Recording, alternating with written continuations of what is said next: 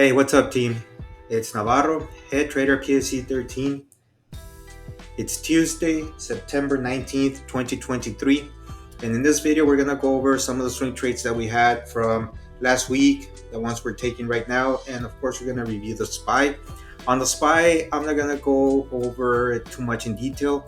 We all know what's happening tomorrow. We got a FOMC meeting coming up in the afternoon, so we'll be waiting for that. Everybody's actually waiting for that. That's the biggest news that we're going to get this week. We're going to find out whether rates are going to remain or they're going to go higher. So based on that, the market's going to react. We're going to let it do its thing, and then we're going to come in and hopefully get some good trades in there. So the SPY right now, guys, they have at the open, came down, bounced at 440. That's where it found support, where it had previous support, as you all can see here. And right now it's sitting back up where it started from at the open. So had a good trade in it today. I'll go over that one really quick. Go to the 1 day 1 minute. So off the open, we had a little gap down. We had previous bottom support here on this range. Saw the rejection there, entered on the little pullback here. Zoom in, entered on the pullback right there. So came in, pulled back up, and then I traded it, got out right there. I just took my profits and went to my doctor's appointment, and that was it for me on the SPY. And then I did have some trades that I took this afternoon for swing trades, and we're gonna talk about those next. We had Walmart swing trade from last week. We've been waiting for this one to drop, and it finally did. So let's go ahead and go to the 180, to the 4-hour chart. So as you all can see, we entered here on this day and then took profits at the close on Friday, held some yesterday, took profits right before or right here where it bounced on the 21 EMA. And then it did continue lower, as you all can see, but I wasn't holding anymore. I took my profits and ran.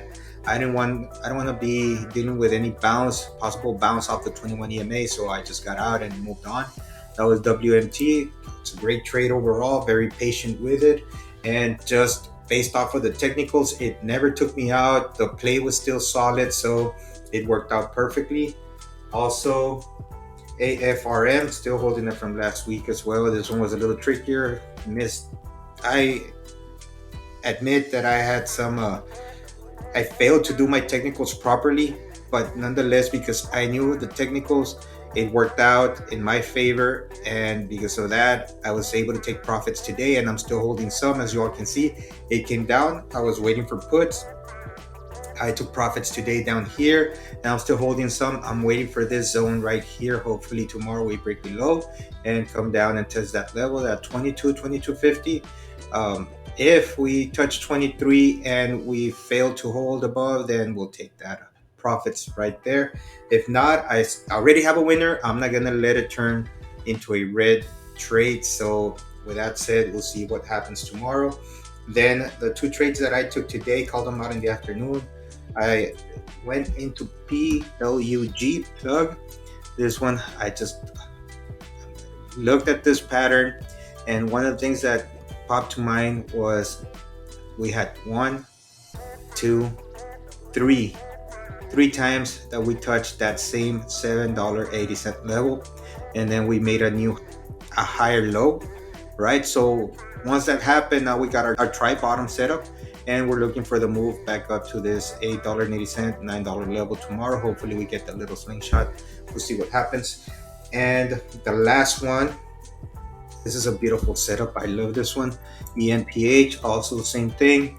Failed breakdown, came back into the previous range, and we're in it. Hopefully 128. If this one's way oversold, if people start covering their short positions, then maybe we can squeeze a little more.